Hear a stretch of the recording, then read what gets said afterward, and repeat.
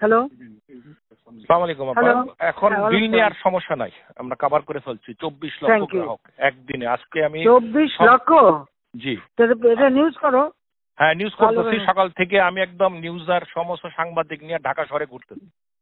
আমার সাথে 18টা ক্যামেরা আছে। আমি প্রত্যেকটা বুথে বুথে গেছি, লোকজনের সাথে কথা বলছি। ক্যামেরাতে একবারও চেহারা দেখলাম না। আরে দেখাবেন কেমন? কালকে জোর করে আমি বললাম যে এতগুলা ছবি তুললা, একটা তো দেখাইলা না। পরে 71 শুরু করছে আর 24 চ্যানেল 24 দেখাইলো। আজকে আমি সাথে নিয়ে করছি। সাথে আমি যে আরেকটা দাঁড়াও, কথা বলো না, কথা বলো না। আমি যা বলি শোনো। বলেন। আমি যা বলি শোনো।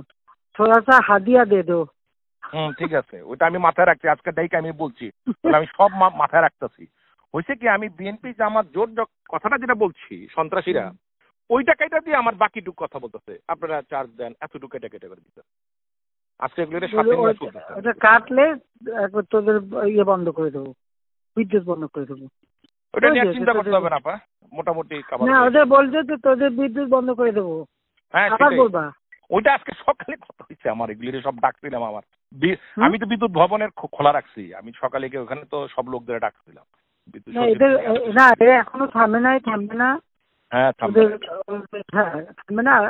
2 মাসের মাথায় আমি জানি। জি জি আমি তো বহু আগে বলছি। আমি যখন বলছি এইটুকু, আমি তোমরা 1000 কলকাতা দিয়ে আসতো, ওরা মানবে না, কিছুই মানবে না। আর আমাদের মধ্যে যে কথাটা ওই কথা মানবে, বাকিরা মানবে না। ওপেন করে বসতে গেলে আমাদের কিছু হবো যে আমাদের কথা রাখলো না, ওরা আরো বেশি চাল হবে। কারণ মানুষ সবসময় হলো সরকারের বিরুদ্ধেই থাকে। এটা হলো মানুষের নেচার। তারপরে আমি ওই করে এমনি তো আলাদাভাবে বসে বসে যোগাযোগ করে করে কথা বলা হচ্ছিল। আমাদের মাইন্ড যে করে ও কথা রাজি হলে ওই আমাদের শিবিরের যে করে ওটা রাজি হয় না। ওইটা দুজন আছে ওই জন্য এখন জামাত শিবির আর ছাত্র দল মিলে যে করছে, মানে বিএনপি আর জামাত যে করছে, এটা বারবার বলতে হবে, লিখতে হবে। আর বিদেশে পাঠানোর ব্যবস্থা করবো কিছু।